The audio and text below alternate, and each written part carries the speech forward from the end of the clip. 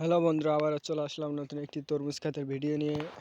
দেখতে পাচ্ছ, গত ভিডিওয়ে দেখিয়েছিলাম তরমুজ ছোট ছোট ছিল, কিন্তু এবার তরমুজ বেচার মতো হয়ে গেছে। দেখো কত বড় বড় তরমুজ হয়েছে। আর 10-12 দিন গেলেই তরমুজ বিক্রয়ের জন্য লোক আসবে, মানে কেনার জন্য লোক আসবে। দেখো কত বড় বড় তরমুজ হয়েছে। এদিকে বহুত জায়গায় তরমুজ, দেখো কত বড় বড় তরমুজ হয়েছে। গত ভিডিওয় ছোট ছোট ছিল, আমি দেখিয়েছিলাম সেই সময়। দেখো 3 কেজি 4 কেজি তরমুজ হয়েছে। এই যে ফলের সাইজটা একবার দেখো কত বড়।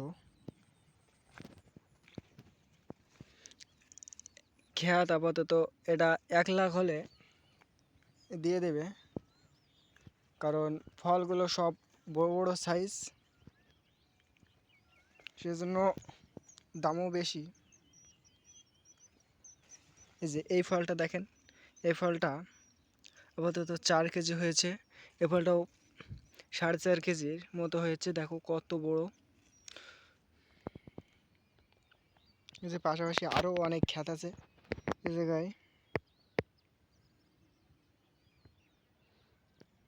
সবচেয়ে এই ফল দুটো বড় হয়েছে, আর এগুলো সব 1 কেজি 1.5 কেজি 2 কেজি এমন আছে, 3 কেজি আছে।